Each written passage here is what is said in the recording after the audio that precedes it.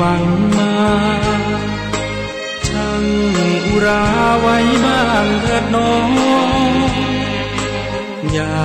เชื่อตามที่ทำสืบต่อในสิ่งนั้นน้องอาจจะไม่ถูกจริงอย่าเพิ่งเชื่อตามที่เล่าลืออย่า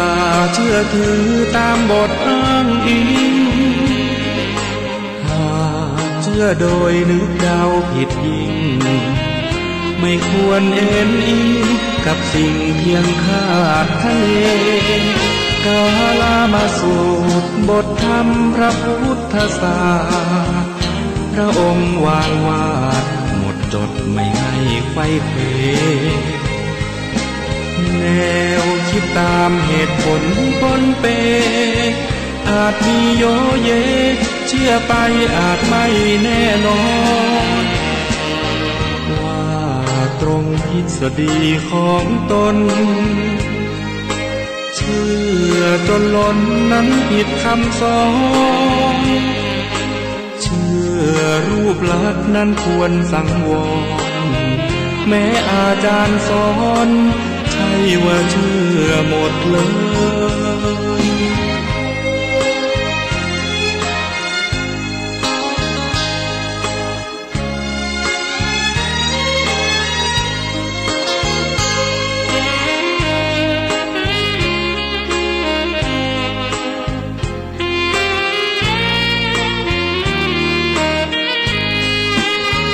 กาลามาสูตรบทธรรมพระพุทธศาสนาพระองค์วางวาดหมดจดไม่ให้ไขว้เขวแนวคิดตามเหตุผลปนเปอาจมีโยเยเชื่อไปอาจไม่แน่นอนว่าตรงทฤษฎีของตนเชื่อจนล้นนั้นผิดคำสอนเชื่อรูปลักษณ์นั้นควรสังวรแม้อาจารย์สอนใช่ว่าเชื่อหมดเลย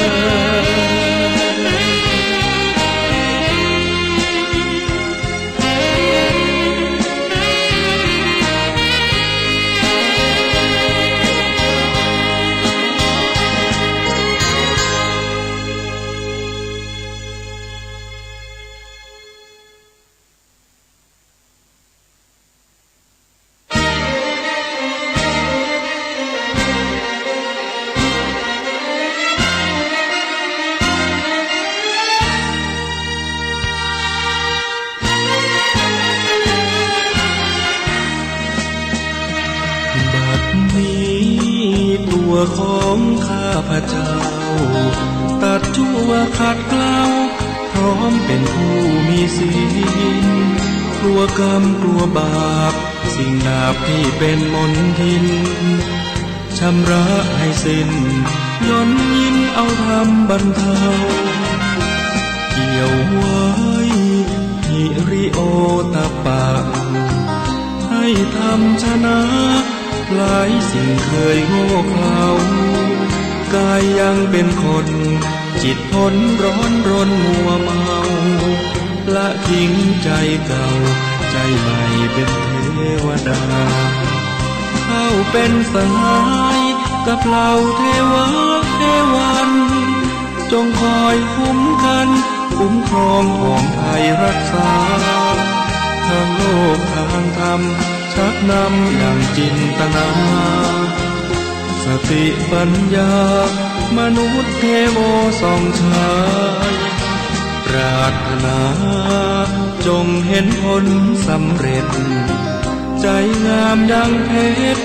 เหมือนดังที่มุ่งหมายทำชั่วไม่ขึ้นทำบาปไม่ขึ้นไม่ไปทำดีลื่นไหลดังตั้งใจด้วยเธอ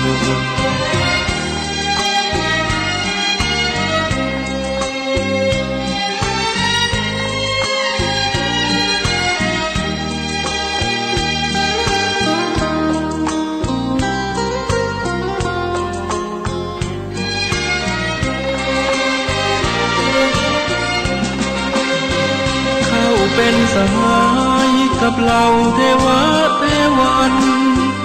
จงคอยคุ้มกันคุ้มครองของภัยรักษาทางโลกทางธรรมชักนำดังจินตนา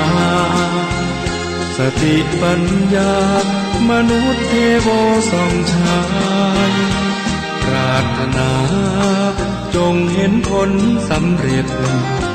ใจงามดังเพชรเหมือนดังที่มุ่งหมายทำชั่วไม่ขึ้นทำบาปไม่ขึ้นไม่ไปพุทธคุณวางไว้กลางกล้าวเพื่อป้องกันเหล่าไพลินสิ้นทั้งหลายธรรมคุณทูลวางไว้กลางใจเพื่อช่วยให้หูทั่วถึงชั่วดีสังฆคุณทูลไว้ในชีวิตเพื่อช่วยพิษพ้นทุกข์เป็นสุขีด้วยบุญอภิวันอัญชรีสวัสดีโดยการนิรันดร์เทิน10 นิ้วกราบแนบใต้ไหวสาปารมีธรรมในครูบาอาจารย์พระมหาเถรานุเถระท่านเจ้าคณะพระสังฆาธิการทุกรูปทุกตนขอความสุขความสวัสดีในธรรมะแห่งองค์สมเด็จพระสัมมาสัมพุทธเจ้าจงมีแก่บรรดาสาธุชนท่านผู้ฟังทุกท่านที่ได้มีโอกาสเปิดวิทยุรับฟังรายการเสียงธรรมก่อนรับตาตั้งสถานีวิทยุเพื่อการศึกษาพระพุทธศาสนาและวัฒนธรรม FM ความที่104.50 เมกะเฮิรตซ์วัดฝายหินตำบลสุเทพอำเภอเมืองจังหวัดเชียงใหม่เมตตาในท่านพระครูสมุวิสุวัตรวรกิจโจท่านเจ้าอาวาสท่านผู้อำนวยการสถานีวิทยุแห่งนั้นก็อาตมาภาพพระมหาประสิทธมาภินันโทดำเนินรายการนี้ทุกวันเวลา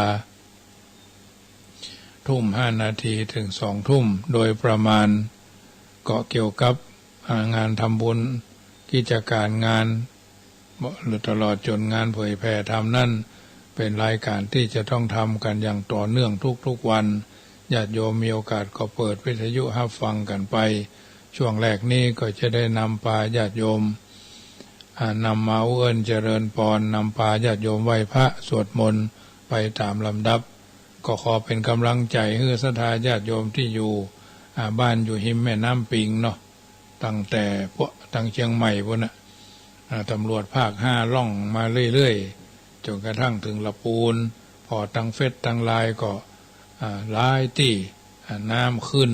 น้ำขึ้นมาเนาะก็ขอเป็นกำลังใจเนอะขอให้อยู่สุขสบายงูเงี้ยวเกี้ยวก่อนก็รู้สึกว่าอาจจะโตยน้ำมาเหมือนกันแต่ทั้งนี้ทั้งนั้นก็พยายามเป็นกำลังใจให้ทุกคนทุกท่านที่เป็นกำลังใจก็ขอให้สุขสบายกันทั่วหน้าให้ปราศจากอุปัฏฐวะกังวลอนตรายให้สบายกันทั่วหน้าเบื้องแรกนี้จะได้นำพาญาติโยมกราบพระไหว้พระวันนี้คืน96มาได้ถ่ายทอดนะเพราะว่าเป็นวันเสาร์วันอาทิตย์มีรายการอื่นพร้อมกันแล้วกราบ1กราบ2กราบ3กราบ4กราบ5อะระหังสัมมาสัมพุทโธภะคะวาพุทธังภะคะวันตังอภิวาเทมิกราบสวากขาโตภะคะวะตาธัมโมธัมมังนัมมัสสามิกราบสุปฏิปันโนภะคะวะโตสาวกสังโฆสังฆังนามามิกราบมาตาปิตุคุณังอหังวันตามิกราบคุณูปการีวันทามิกราบกราบพระพุทธกราบพระธรรมกราบพระสงฆ์กราบระลึกถึงคุณพ่อคุณแม่กราบระลึกถึงคุณของครูบาอาจารย์ต่อไปก็สมาทานแก้ว5โกฏากเนื้อโยสันเนสิโนวราโพธิมูเลมารังสะเสนังมหันติงวิจโยสัมโพธิมากันจิงวะอนันตัญญโนโลกุตโม ตังปันนามาเมปุถังหตังกิโกอริยปัตโตจนานังโมคขปเวสายาอุจุกามโกอายังสันติกโรตุทัสโสนายโยปานิยานิโกตังปันนามาเมธัมมังสังโฆวิสุตโตวะลาตคินายโยสันตินทริโยสัพพมราปะหิโนกุเนหิเนเกหิสมิติปัตโตอานาสโวตังปันนามามิสังฆังนามามิพุทธังปุณสสะกลันตังนามามิธัมมังมุนิราชเทสิตังนามามิสังฆังมุนิราชสาวกังนามามิกัมมฐานังนิพพานาติกัมมุปยังนามามิกัมมฐานาตายกาจริยังนิพพานามะกุเตสกังอัจจโยโนพันเตจักขมายะถาพลังยะถามุระหังยะถากุสลังเยมยังพุทธาธรรมสังฆกัมมฐานาตายกาจริยา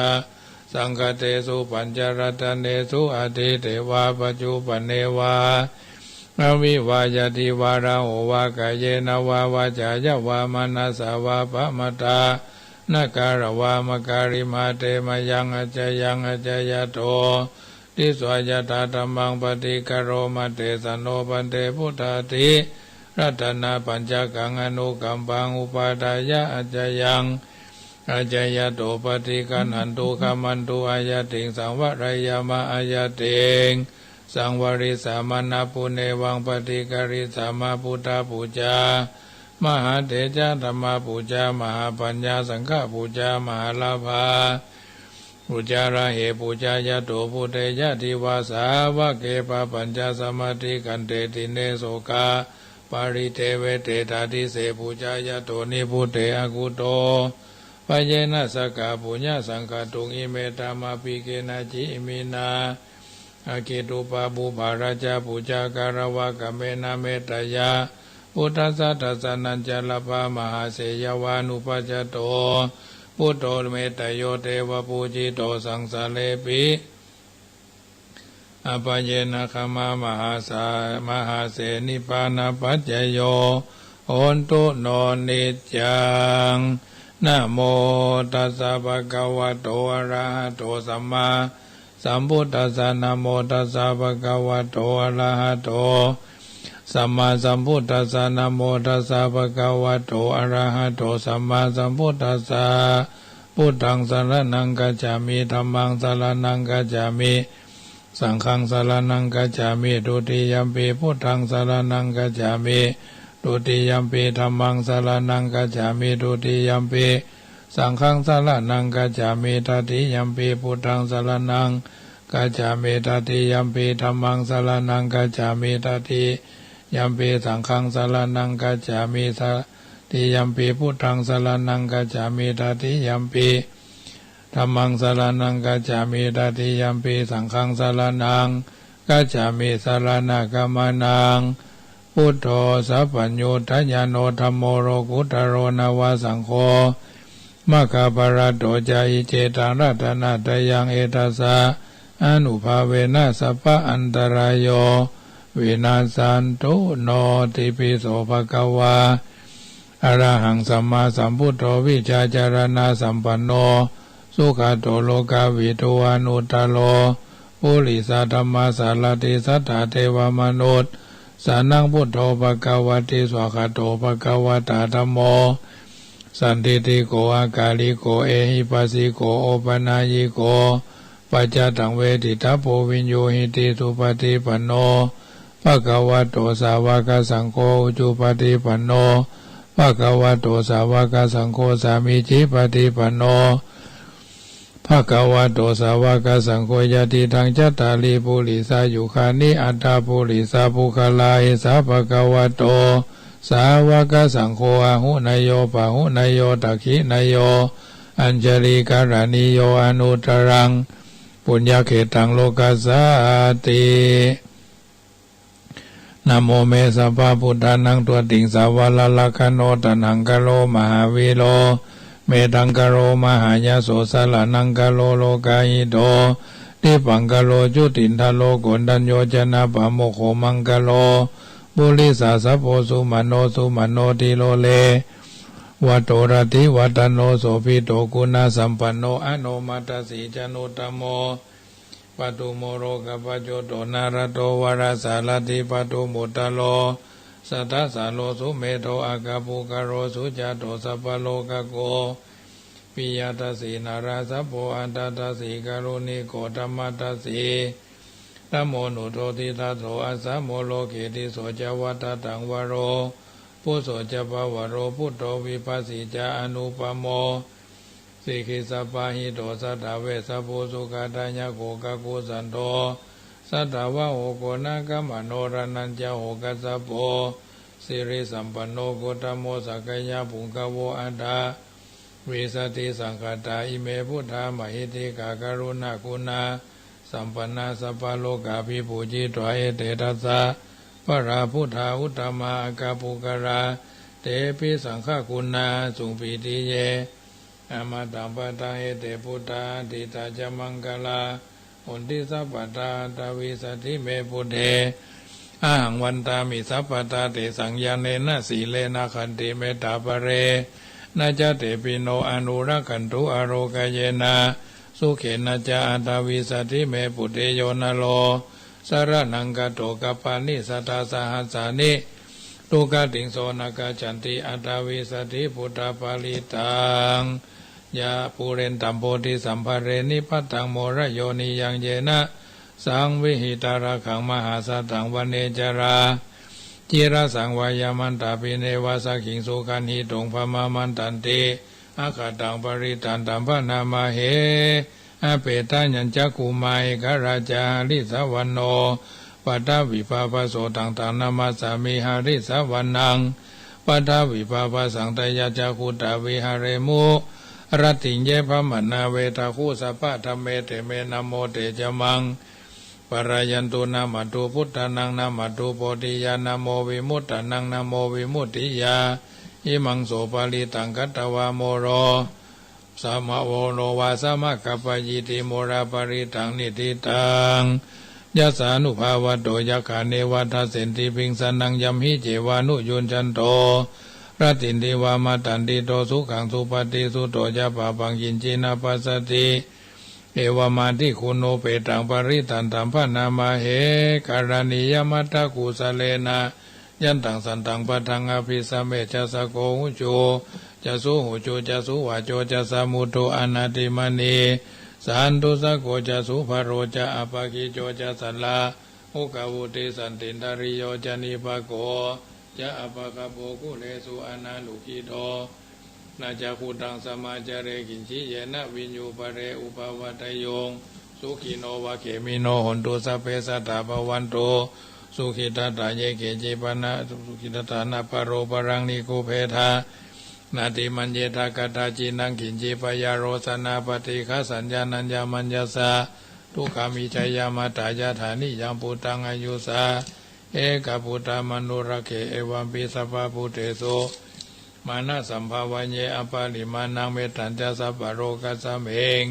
มานะสัมภาวันเยอปาลิมานังอุทังอโตจติริยัญจาสัมปทังอเวรังอสัมปทังทิฏฐัญจรังนิสิโนวาสยาโนวายาวัตถสาวิกตามิโทเอตังสติงอธิทยาพระมเมตังวิหารังอิตมาอุติถินจาอนุปกรรมสีลาวาทัสเนนะสัมปันโนกเมสุวินัยะเกตังนาอิจตุกภาสยังปุณเรติติการณิยเมตตาสุตังสัพพสิวิชจตินังทิปมันตาคตังวิยะยันนาเสติวิสังโฆลังเสสัญจปิปริสยังอนาเขตามิสัพพะสัพพะสัพพะสัพพะปานินังสัพพะสุปินิวาเลติปริตันตัมพนามาเหวิรูปะเข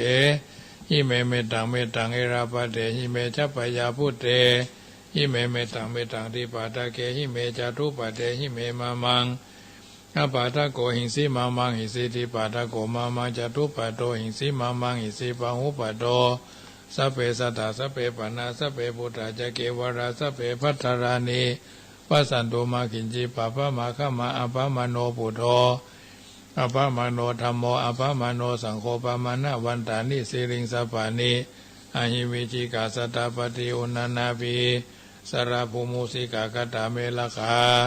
กตาเมปริตาปฏิกรรมันตุพุทธานิโสหังนะโมภะคะวะโตนะโมสัตตานังสัมมาสัมพุทธานังขันธปริตังยันตุนิมิตังอวะมังกรัญจโยจามนาโปสกุณาสัสสะโตปะปะกะโหตุสุปินังอาการตังพุทธานุภาเวนะเวนะสัมเมนตุยันตุนิมิตังอวะมังกรัญจโยยามานาโปสกุณาสัสสะโตปะปะกะโหตุสุปินังอาการตังธรรมานุภาเวนะเวนะสัมเมนตุยันตุนิมิตังอวะมังกรัญจโยจามนาโปสกุณาสัสสะโตปะปะกะโหตุสุปินังอาการตังสังฆานุภาเวนะวินาสัมเมนตุ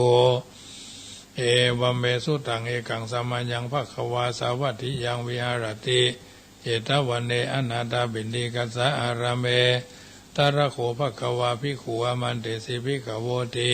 พระทันเตติเตภิกขุภควโตปัจจโสสงภควาเอตตะโวจาเมตตายาภิกขเวเจโตวิมุตติยาเสวิตายาภาวิตายาพหุริกตายาญาณิกตายาวัตถุกตายา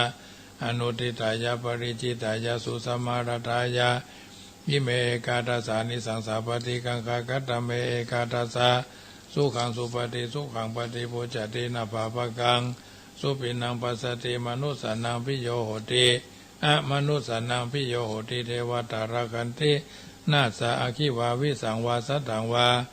กามติตุวตังจิตังสมาธิยติมุขวันโนวิปัสสิตติอาสัมมุลาโหกาลังกโรติอุตตลิงอปติวิชันโตภามโรกุปโคโหติเมตตายาภิกขเวเจโตวิมุตติยา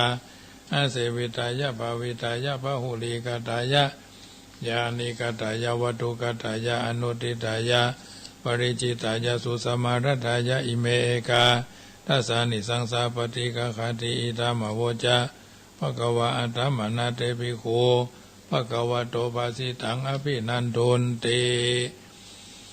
สาธุสาธุพระปัญญาปารมี30ทัสสาธุพระปัญญาปารมีวัดแวดล้อมวิริยะปารมีอ้อมระวังดีศีลปารมีบางหอกบางดาบเมตตาปารมีผ่าแพ้ดังปืนฐานะปารมีเฮอเป็นพื้นดังต่ออุเบกขาปารมีก็เป็นเวียงสัจจะปารมีแวดละวังดีเป็นไม้ไตรคันติปารมีกายเป็นหอกเป็นดาบบางนาไม้และผืนไฟอธิฐานะปารมีพันดาบไฟทุกแห่งแข็งแข็งแง่งแง่งป่าฝูงหมู่มารพิสังใบเวททุกทเวภพที่พังภายในนางธรณีอัศจรรย์โสสะเหมือนฟันอยู่ข้างๆน้ำนาตีนองกวางดอกกวางแตกที่ฟ้องระนองระนอกกลายเป็นเขาตอกดอกไม้ถวายปู่จ้าพระแก้วแก่นไทยสัตตันพระพุทธังเอ่ยจงมาภายโปรดอนุญาตโทษโปรดผู้ฆ่าแท้ดีลีแม่ธรณีออกมาหิดมวยผมอยู่ที่ธาตุจ้างให้ใครกับจังงาสับดินพ้นน้ำนาทีลงพัดพายคอจ้างพายหักตกเต้าพระยามานห้องอ่าวพูนกลัวกับยอมือขึ้นตัวนัวใส่เขาผู้คานีเล่าได้จีว่าลูกศิษย์พระพุทธเจ้าผู้มีปัญญาอันมากนักพระพุทธเจ้าจึงตั้งพระปัญญาไว้เก้าชั้นพระพุทธเจ้าจึงตั้งพระปัญญาไว้เก้าชั้นตั้งไว้ตั้งหน้าก็ได้เก้าชั้นตั้งไว้ตั้งหลังก็ได้เก้าชั้นตั้งแต่หัวแผ่วตีนก็ได้เก้าชั้นตั้งแต่ตีนแผ่วหัวก็ได้เก้าชั้นแสนวาลูกปืนจักมาเสมอมวลฝนแสนหาก็บ่มีมากักใครใดก็ละเลยชื่อว่าพุทธกุนังธรรมะกุนังสังฆะกุนังพุทธอินตาธรรมะอินตาสังฆะอินตาอันสหับแม่ธรณีผู้อยู่เหนือน้ำผู้อยู่กำแผ่นดินการขาดได้ระลึกคือถึงหาคุณพ่อคุณแม่คุณครูบาอาจารย์คุณพระแก้วเจ้าทั้ง3ประการคือคุณพระพุทธคุณพระธรรมคุณพระสงฆ์คุณแดดคุณฝนคุณน้ำคุณลมคุณไฟคุณกุศลเจ้าก็ดีคุณนางอุตตราเจ้าก็ดีคุณพระปัจเจกเจ้าก็ดีคุณพระตนเมตตาภาวนาเจ้าก็ดีจงมาสัมพิทักษ์รักษาคุ้มครองตั้งกำนาและกำลังยังตนตัวแห่งผู้ฆ่าตั้งแต่ที่ฆ่าการละยามนี้วันนี้ค่ำคืนนี้ และต่อไปนี้จิมแด่เธอพุทโธพุทธังรักษาธัมโมธัมมังรักษาสังโฆสังฆังรักษาพุทโธพุทธังอรหังธัมโมธัมมังอรหังสังโฆสังฆังอรหังพุทโธพุทธังกันหะธัมโมธัมมังกันหะสังโฆสังฆังกันหะอายุวันโนสุขังปะลังเอาละสาธุชนคนดีผู้มีจิตอันเป็นกุศลตั้งตัวตั้งตนฟังน้ำฟังธรรมคำแรงของวันอาทิตย์ฟังสบายสบายสไตล์ไผ่สไตล์มันเนาะน้ำธรรมคำสอนที่ท่านทั้งหลายจะได้ยินได้ฟังก็ถือว่าเป็นการฟังแล้วนำไปปรับใช้ในการดำเนินชีวิตเฮาท่านทั้งหลายมีพระพุทธเจ้าเป็นผู้นำมีพระสัทธรรมเป็นแผนที่มีพระอริยสงฆ์เป็นผู้ชี้ตัวเฮาคือแหล่งแห่งการ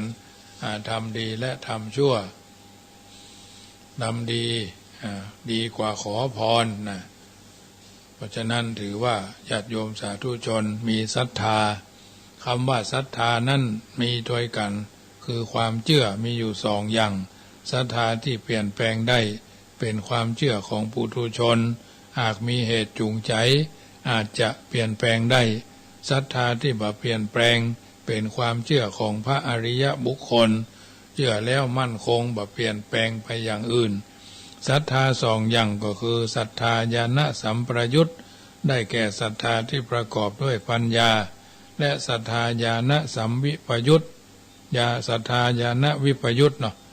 ญาณสัมปยุตอันหนึ่งญาณวิปยุตอันหนึ่งญาณวิปยุตนั้นได้แก่ศรัทธาที่บ่ได้ประกอบด้วยปัญญาผู้บอกอย่างใดก็เชื่ออย่างนั้นเพิ่นว่าแมวตาเพชรก็เพชรโดยเพิ่นแมวตากัวก็ตะกัวโดยเพิ่นบ่ต้องใจความคิดวิพากษ์วิจารณ์ว่าสิ่งดังกล่าวผิดกะถูกกาน่ะยอมให้ศาสดาหรือพระเจ้าบอกว่าผิดหรือถูกอย่างเดียวบ่คิดวิพากษ์วิจารณ์ในศาสดาหรือพระเจ้าหรือคำสั่งสอนใดๆศรัทธาอย่างนี้มีในศาสนาอื่นส่วนพุทธศาสนาต้องใช้ปัญญาใคร่ครวญแล้วจึงเชื่อมีเหตุมีผลแล้วจึงเชื่อหากประสมเหตุสมผลถือว่าเป็นเรื่องไร้สาระบ่ควรเชื่อจึงเป็นศรัทธาญาณสัมปยุตต้องมีความสงสัยไว้ก่อนมีเหตุผลแล้วจึงเชื่อพุทธศาสนาสรรเสริญเรื่องปัญญาทำมาอย่างแม้เชื่อศาสนาก็ต้องมีปัญญาบ่เชื่อเพราะได้ยินเขาว่าหรือเชื่อเพราะยึดถือบุคคลเป็นสำคัญหรือเชื่อเพราะยึดตำราเป็นสำคัญเป็นต้นจะเชื่อต่อเมื่อคำสอนนั้นสมเหตุสมผลจึงสิ่งที่ควรเชื่อในศาสนามีอยู่สองอย่างหนึ่งเชื่อเรื่องกฎแห่งกรรมสองเชื่อในพุทธเจ้าตรัสรู้แท้เชื่อในเรื่องแห่งกรรมมีอยู่สามข้อหนึ่งกรรมศรัทธาเชื่อว่ากรรมมีแท้ทำอย่างเนี้ยเป็นบุญแท้ทำอย่างเนี้ยเป็นบาปแท้วิปากศรัทธาเชื่อผลแห่งกรรมมีแท้เช่นความสุขเป็นผลแห่งความดีแม้ที่ทำไว้แล้วในปางก่อนความทุกข์เป็นผลแห่งความชั่วในปางก่อนหรืออดีตการใช่จัดนี้สามกรรมสกตาศรัทธาเชื่อว่ากรรมเป็นของตนคนเฮาทำมาอย่างไว้กรรมนั่นจะติดตามตัวไปเหมือนเงาตามตัวหรืออวัยวะคนเฮานั่นเหมือนความหู้ของคนนั้นย่อมติดตัวไปตลอดกรรมอาจจะได้ให้ผลในเวลาใดเวลาหนึ่งก็ได้ภัยทำอันยังภัยทำคนนั้นก็ได้ฮับอันนี้คือเชื่อในกฎแห่งกรรมสามข้อเชื่อในพระปัญญาตรัสรู้ของพระพุทธเจ้าพระพุทธเจ้าตรัสรู้แท้ตรัสรู้จริงคำสอนบางอย่างบางคนธรรมดาบ่มีปัญญาก็สามารถหู้ตัวได้เช่นโลกหน้าจัดในหนหลังหรือเรื่องในอนาคตคนธรรมดาสามารถที่คิดหันไปโดยลำดับโดยลำพังสติปัญญาของตนเองจึงต้องเชื่อพระพุทธเจ้าที่ตรัสรู้และสั่งสอนเอาไว้เพราะจะไปคิดเองว่าสมเหตุสมผลหรือไม่ก็สามารถใช้ปัญญาคิดเองได้เช่นเรื่องนรกสวรรค์ชาติหน้า เรื่องนรกในสมัยปัจจุบันแม้จะขุดลงไปในดินสักเท่าใดก่อมปะมณหกจะใช้เครื่องบินยนต์หนอวกาศขึ้นไปหาสวรรค์ก็ในวิมานของเทวดาก่อมเจอพุทธเจ้าตรัสว่าการหั่นสิ่งดังกล่าวเป็นการล่วงวิสัยมรรคเป็นล่วงวิสัยธรรมดาของมนุษย์ที่จะหันต้องเป็นตาแถมชั้นหนึ่งคนละระบบกันกับสามัญมนุษย์เมื่อกึดไปบ่ได้แล้วก็ต้องเชื่อตามที่พุทธเจ้าตรัสไว้ความเชื่อเช่นนี้เรียกว่าตถาคตโพธิศรัทธาคือเชื่อว่าสิ่งที่พุทธเจ้าตรัสเป็นสิ่งที่ถูกทั้งนั้นโดยบ่ต้องใช้ปัญญาวิพากษ์วิจารณ์ใช้ปัญญาเพียงอย่างเดียวว่าพุทธเจ้ามีปัญญาแท้และสิ่งที่ตรัสสอนมีความบริสุทธิ์ด้วยพระทัยจริงสิ่งที่สั่งสอนด้วยพระกรุณาเอ็นดูสัตวโลกจริงและเชื่อว่าพุทธเจ้าตรัสรู้ไว้ถูกต้องเพราะปัญญาตรัสรู้จึงยอมเชื่อลงไปทุกศาสนาจำเป็นต้องมีความเชื่อคือคนที่นับถือศาสนานั้นๆเชื่อลงไปต้องมีวิธีการต้องมีอุบายหรือนโยบายอย่างใดอย่างหนึ่งที่จะทำให้มีความเชื่อในศาสนาบางศาสนาใช้วิธีการล้างสมองตั้งแต่น้อยๆแนะนำโดยวิธีการต่างๆให้เราอ่อนเชื่อซึ่งเป็นการเชื่อโดยบ่ใช้ปัญญาและติดอยู่ในสันดานทำให้เชื่อตลอดมาเปรียบเหมือนเรื่องกลัวผีเฮาเป็นละอ่อนเฮาท่านทั้งหลายเนาะหันความมืดก็กลัวผีซอบแซบหันมาแล้วระวังเน้อนะผีลอกนี่นะก็จะว่ากันเยอะทั้งที่เฮาฮู้ว่าพระเจ้ามีผีแต่ในที่นี้มีคนเวลานี่แต่ในที่บ่มีคนในเวลากลางคืนมีความมืดเคยเป็นที่มีศพหรือคนมีคันฆ่าตัวตายเพราะอุบัติเหตุรถชนรถเฉี่ยวรถคว่ำเนาะเมื่อผ่านไปเวลากลางคืนก็อดคิดถึงเรื่องผีบ่ได้เช่นนี้เพราะถูกหลอกให้กลัวเสียตั้งแต่เล็กๆขึ้นชื่อว่าศรัทธาย่อมมีกำลังเรียกว่าศรัทธาพลังก่อนจะทำมันยังต้องปลูกความเชื่อถือเสียก่อนคนเฮาถ้าจะเสียสละแล้วรู้ว่าจะเกิดผลประโยชน์อันอย่างพ้องก็ยอมเสียสละแม้กระทั่งชีวิตเหมือนทหารออกรบก็ต้องยอมเสียสละชีวิตสั่งลูกลาเมียลาพ่อลาแม่ว่าถ้าผมบ่ได้ปิกมาก็เป็นอย่างเนอะถ้าผมตายก็ตายเพื่อชาติถ้าผมได้ปิกมาผมก็จะมาบวชให้พ่อให้แม่อันนั้นอันนี้ก็ที่ฐานเอาเนาะอันนี้ก็มีอยู่เราได้หันได้หู้เนาะเพราะความเชื่อผู้บังคับบัญชาเชื่อว่าสามารถได้ชัยชนะเชื่อว่าสามารถรักษาประเทศได้ที่เกี่ยวกับศาสนาการยอมเสียสละทรัพย์สินเงินทองทำบุญก็เพราะว่าเชื่อผลแห่งบุญย่อมมีหรือการมาบวชเสียสละหลายอย่างเพราะความมีศรัทธาเชื่อว่าจะได้ผลความดีความสุขเกิดขึ้นเป็นต้นจึงทำให้เกิดกำลังใจในอันที่จะทำการงานสำเร็จได้มีความเพียรการทำมาอย่างต่างๆต้องมีศรัทธาเป็นทุนเช่นจากเรียนหนังสือก็ฮู้ว่าจะได้ผลประโยชน์ในการข้างหน้าหรือยอมทำมาอย่างด้วยความยากลำบากก็เพราะเชื่อว่าได้ผลดีในวันต่างหน้าเหมือนจะว่ายน้ำข้ามฟากต้องเชื่อว่าฝั่งปุ้นมีตะลิ่งเป็นจุดหมายการปลุกระดมให้มีศรัทธาประชาชนก็ต้องปลุกให้ประชาชนมีความเชื่อถือเสียก่อนหรือการสมัครรับเลือกตั้งก็เหมือนกันผู้แทนราษฎรสทสจสสเนี่ยก็ปลุกระดมประชาชนมีศรัทธาที่จะไปออกคะแนนให้กับตัวเก่าศรัทธาจึงเป็นสิ่งสำคัญหรือกล่าวแถมอย่างหนึ่งว่าศรัทธาเป็นการสร้างเสบียงนะเป็นการสร้างเสบียงกับตัวกับตนเฮานี่แหละที่เฮาท่านทั้งหลายได้กระทำบำเพ็ญให้เป็นไป ศรัทธาจึงเป็นสิ่งสำคัญหรือกล่าวแห่งอย่างหนึ่งว่าศรัทธาเป็นการสร้างเสบียงไว้ในอนาคตเป็นต้นทุนเอง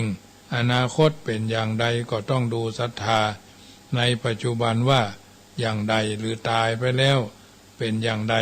ในเบื้องต้นต้องดูเสียก่อนว่าเชื่อเรื่องบุญเชื่อเรื่องบาป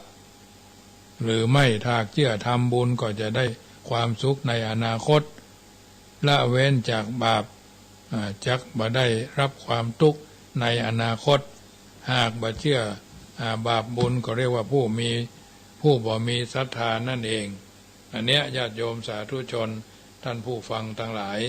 นำมาอู้เอิ้นเจริญปอนนำมาเป็นปฏิพรกับบรรดาญาติโยมสาธุชนคนฟังทั้งหลายได้ยินได้ฟังแล้วก็นำไปปรับใจในการดำเนินชีวิตของเราเป็นลำดับไปฉะนั้นรายการเสียงธรรมก่อนรับตาประจ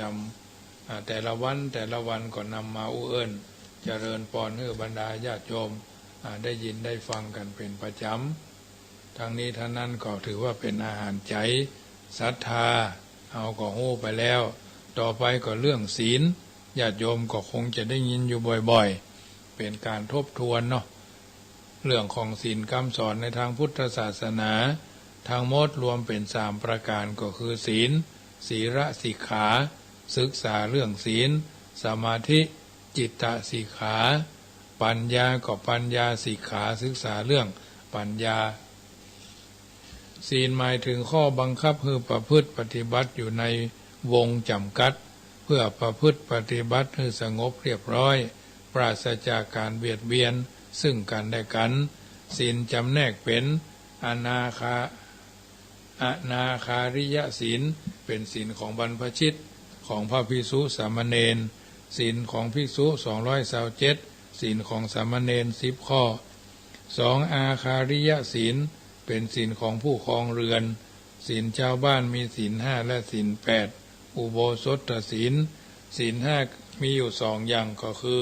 นิจจศีลศีลถือได้เป็นนิจมาแยกเป็นข้อต้องปฏิบัติสมาทานทั้ง5ข้อแล้วถือติดต่อกันไปเลยขาดสักข้อก็เป็นขาดหมดนี่คือนิจจศีลเบญจศีลก็ศีล5ที่บรวมสมาทานทั้ง5ข้ออาจจะเป็นข้อใดข้อหนึ่งหรือกี่ข้อก็ได้การอาราธนาศีลถ้าต้องการถือเป็นประจำก็ใช้ว่าปัญจังคะสมนาขตังนะนิจจศีลังยาจามะนี่ปัญจังคะสมนาขตังปัญนิจจศีลังยาจามะถ้าอาราธนาศีล5หรือเบญจศีลว่าปัญจศีลานิยาจามะเนี่ยศีล8กับศีลอุโบสถผิดกันที่ว่าถ้าอาราธนาศีล5ถ้าต้องการถือเป็นประจำก็ว่าไปอย่างอาราธนาศีล5หรือเบญจศีลก็ปัญจศีลาเนี่ยศีล8กับอุโบสถศีลผิดกันที่ว่าศีล8บ่ต้องกล่าวอุโบสถังและถือเพียงข้อใดข้อหนึ่งก็ได้เวลาใดก็ได้ส่วนศีลอุโบสถนั้นใจสมาทานตอนเจ้าหรือเข้าถึงเตี้ยง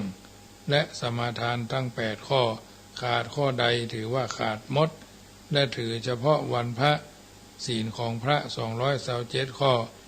มีในพระวินัยบัญญัติในนวโกวาทของสามเณรมี10ข้อ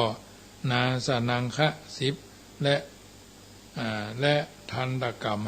5ศีลทั้งหมดเนี่ยที่กล่าวมาเนี่ยมีวัตถุประสงค์คือคน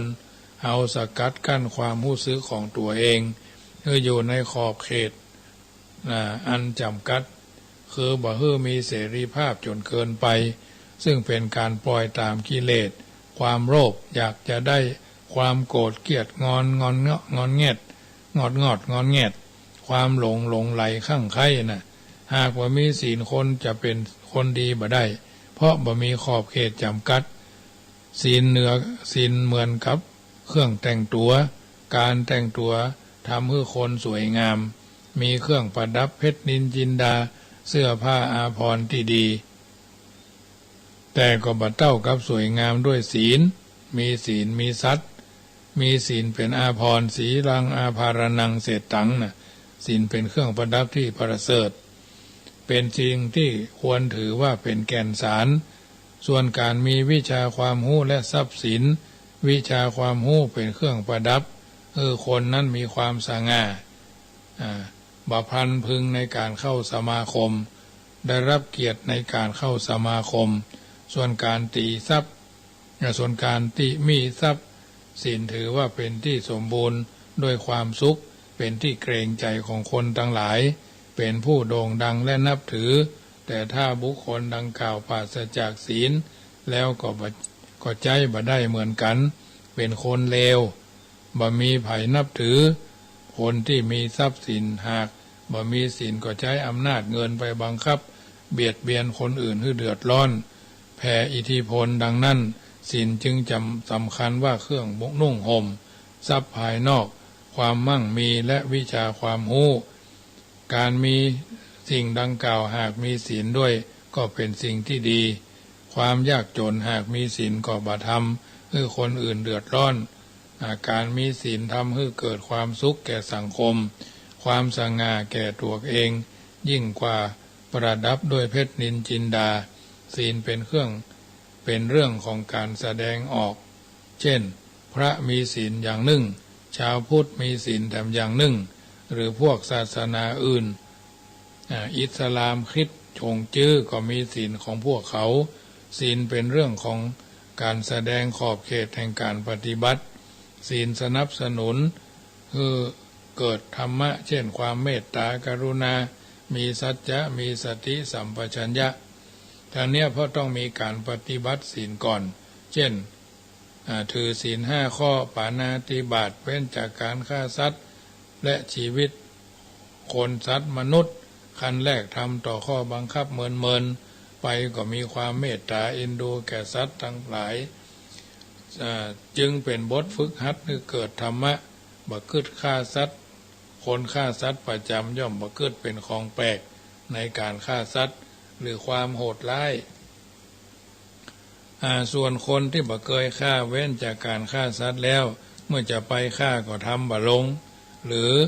ใจบ่ดำปอเนาะเพราะมีเมตตากรุณาเป็นพื้นอัธยาศัยการเว้นจากอธินาทานเดิมคนที่ชอบลักของคนอื่นถือวิสาสะเอาของเป็นของตัวเก่าว่าตนเป็นคนเก่งใครกำก็กำใครยุบก็ยุบใครเปียก็เปียอีกเนาะก็มีความสามารถเป็นกีฬาชนิดหนึ่งถ้าหากตั้งใจงดเว้นลักทรัพย์เมินเข้าก็มีเมตตากรุณาก็คงงดเว้นได้บ่กล้าทำเพราะถือศีลแล้วมีเมตตากรุณาอยู่ในจิตบ่อยากไปทำให้คนอื่นเดือดร้อนหรือในเรื่องกาเมสุมิจฉาจารหรือมุสาวาทก็ตามหากถือเป็นประจำแล้วก็บ่ทำก็ทำบ่ลงบ่กล้าละเมิดอายตัวเองเพราะเกิดศีลและธรรมขึ้นศีลจะมีเพราะตั้งใจมีเจตนาที่จะรักษาถ้าบ่มีเจตนาก็ห้องว่าบ่ได้ถือศีลละอ่อนบ่ได้ล่วงละเมิดศีลยังบ่ห้องว่าถือศีลเพราะยังมีเจตนางดเว้นคือวิรัตก็เช่นเดียวกันมีอยู่3อย่างสัมปทวิรัตได้แก่บ่ตั้งใจงดเว้นไว้ก่อนพอเรื่องเกิดขึ้นควรละเมิดก็ได้ก็งดเว้นเสียบะทำบาปบ่ล่วงละเมิดศีล2สมาทานวิรัตได้แก่ตั้งใจไว้ก่อนว่าจะล่วงละเมิดเช่นการสมาทานศีล5 ข้อ3สมุเฉทวิรัตได้แก่ศีลของพระอริยบุคคลซึ่งเว้นไว้เด็ดขาดเป็นพื้นอัธยาศัยอยู่แล้วเหมือนกับคนรักษาความสะอาดหันน้ำตั้งข้างถนนสกปรกก็บ่กล้าดื่มแม้ภัยจะเคี้ยวเข็นให้ดื่มก็ตามแต่อันนี้คือสมุเฉทวิรัตศีลของพระอริยบุคคลศีลจะดำรงอยู่ได้ด้วยธรรม2 ข้อ2 ข้อมีอย่างพ้อง1หิริความละอายแก่ใจในการทำบาป2โอตตัปปะคือความเกรงกลัวผลของบาปศีลยังเป็นเครื่องประดับศีลยังมีเครื่องประกอบแถมก็คือ สัจจะนะต้องมีความจริงใจในการรักษาศีลภัยบ่ฮู้ภัยบ่หันมีสัจจะเป็นที่ตั้งก็อยู่ได้ศีลจึงรักษาอยู่ได้เฮาบ่ล่วงละเมิดเพราะมีความจริงใจสองมีความภาคเพียรเมื่อเกิดความทุกข์ในการรักษาศีลต้องมีความภาคเพียรอดทนจึงจะรักษาศีลได้เช่นพระบวชใหม่ตั้งใจจะรักษาศีลตลอด3 เดือนหากมีเหตุทำให้บ่สบายรักษาสามารถรักษาต่อไปได้มารบกวนก็ต้องมีใจความอดทนรักษาศีลได้ไปตลอดรอดฟังเรียกว่าผจญมารความภาคเพียร3ต้องมีสติสัมปชัญญะถ้าบ่มีก็ขาดศีลสติคือการระลึกไว้ก่อนรู้ตัวไว้ก่อนหรือเมื่อล่วงละเมิดไปแล้วสัมปชัญญะคือรู้ตัวในขณะนั้นมีสติต้องกึดไว้ก่อนอย่างครูบาเจ้าวัดพระพุทธบาทผ้าเพื่อนสอนลูกศิษย์ลูกหาว่าคนโง่เอาใจไว้ที่ปากนะคือบักกึดอู้ไปละนะคนฉลาดเอาปากไว้ที่ใจอันนี้กึดแล้วอู้คนโง่เอาใจไว้ที่ปากนี่อู้แล้วกึดนะมันตรงกันข้ามกันแบบเนี้ยกึดเรื่องที่ล่วงไปแล้วเช่นคณะฟังคำสอนของพระอุปัชฌาย์อาจารย์ท่านรู้กล่าวอยู่สามารถบันทึกคำสอนให้ถูกฟังหูเรื่องก็เพราะมีสติสัมปชัญญะส่วนเมื่อก่อนฟังคำสอนต้องกึดไว้ก่อนจะมาฟังคำสอนเมื่อได้ฟังคำสอนแล้วก็กึดได้นึกได้อ้องว่ามีสติคนวิกลจริตคนบ่มีสติก็บ่สามารถควบคุมตนเองได้ดังกล่าวรวมความว่าศีลเป็นเบื้องต้นแห่งคุณธรรมทั้งหลายที่จะนำไปสู่สวรรค์สู่นิพพานเป็นข้อปฏิบัติเบื้องต้นแห่งคุณธรรมทั้งปวงถ้าบ่มีศีลแล้วคุณธรรมอื่นก็บ่เกิดขึ้นเมื่อฮื้อศีล5จบท้ายด้วยศีลที่กล่าวว่าสีเลนะสุขติงยันติจักไปสู่สุขติก็เพราะศีลสีเลนะโภคสัมปทาถึงพร้อมด้วยโภคะทรัพย์ก็เพราะศีลสีเลนะนิพุติงยันติจักถึงความดับทุกข์ก็เพราะศีล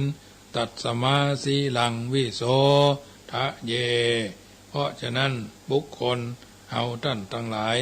ควรชำระศีลของตนหมดเสี่ยงบริสุทธิ์พุทธผ่องไปจนกว่าชีวิตจะไม่สีลังพลัง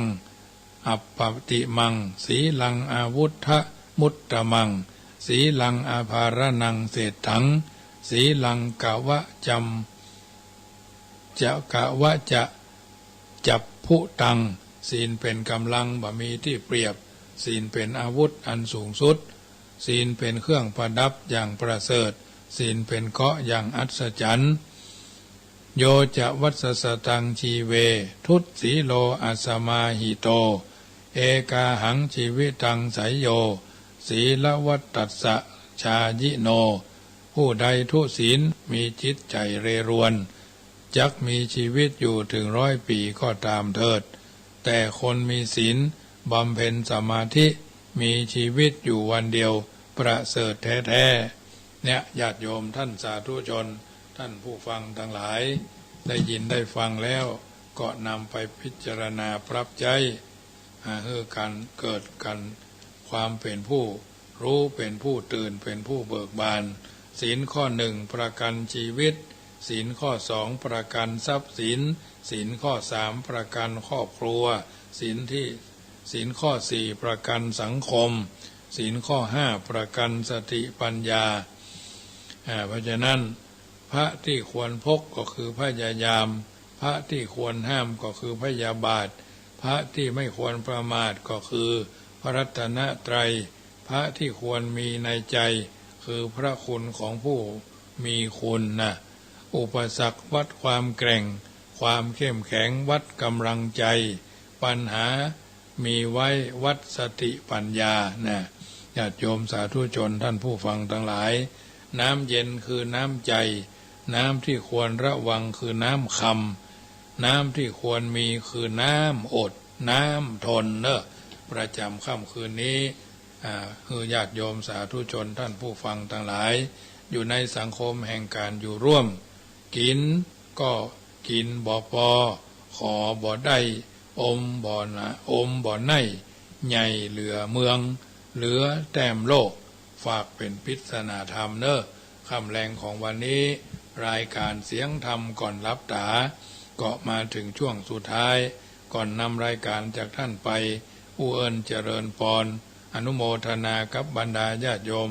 ที่เป็นเจ้าศรัทธาร่วมทำบุญเป็นเจ้าภาพกฐินเนาะกฐิน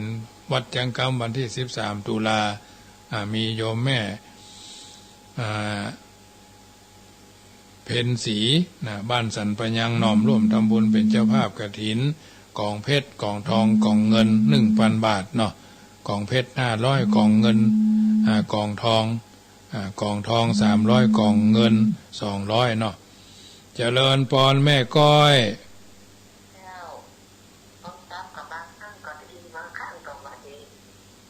ยี่ห้ออย่างน่ะซัมซุงกะ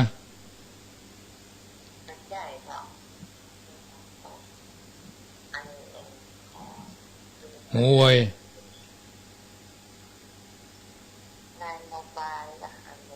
ไอโมบาย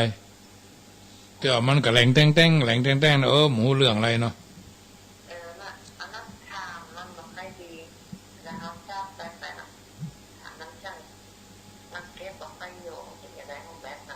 แบตเสื่อมต้องไปเปลี่ยนแบตเลย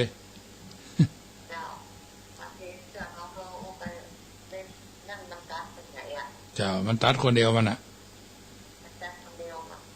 เจ้า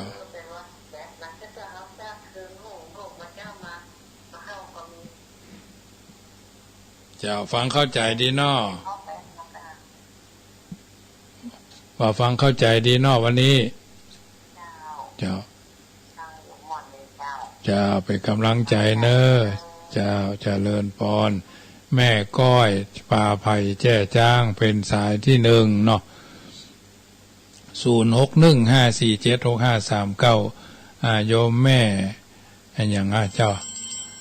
ยายพรมาละยายพรร้องวัวแดงฮะ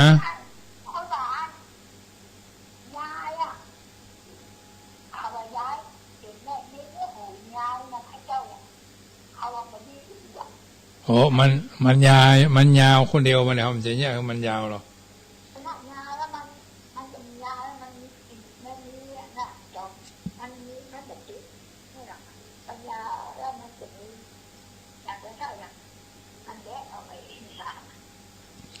คนหูยาวอายุยืนเพิ่นว่า คนหูยาวเพิ่นอายุยืนว่ะ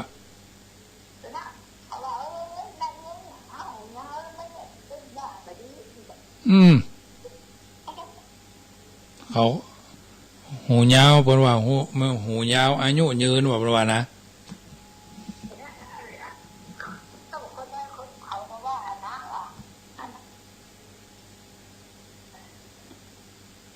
จะมันเถอะเขาว่าก็จะมันเถอะไม่เคยเฮาหรอก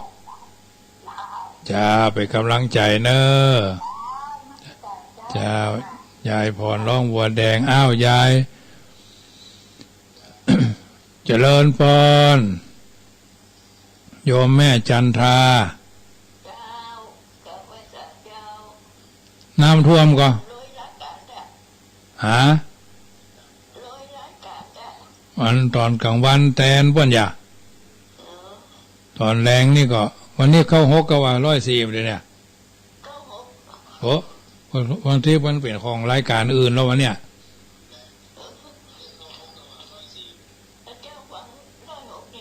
196อ่ะ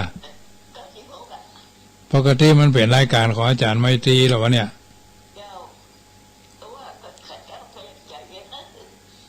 ตอนกลางวันก็แล้วไปวันนี้วันพุธที่วันเสาร์วันที่อาตมามีกับ104หรอแล้วก็วันศุกร์นี่มีเป็น96ออกกันวะเนี่ยเจ้าเข้าใจดีเนาะเจ้าเจริญพรเนอะแม่ เจ้าเจริญพรแม่จันทาสิทธิปัญญาเอาแม่โยมแม่บ้านแม่แต่เนาะวันหน้าวันนี้เหรอก็ยังเข้าหกยังออกปกติมันเป็นอาจารย์ไมตรีหรอใช่เพิ่นไปอยู่ทางเนี้ยทางสารปีเนี่ยตอนจันเนี่ย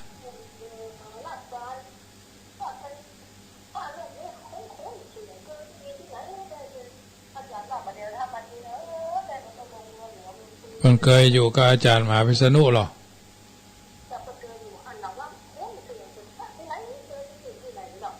เพิ่นออกรายการมันเสียงอ่อนไปหน่อยเสียงมันเบาเพิ่นออกรายการอะมันเสียงถ้าจะเบาไปหน่อยน่ากะจันสุกเสาร์ก็น่าก็มาเพิ่นว่าเขาก็รู้เรื่องแล้วเนี่ยเขาก็นึกว่า104ก็เลยไม่ได้เลยบ่ได้เกินรายการซะกันเพราะว่าเฮาจะมีวันเสาร์วันอาทิตย์นี่เนาะ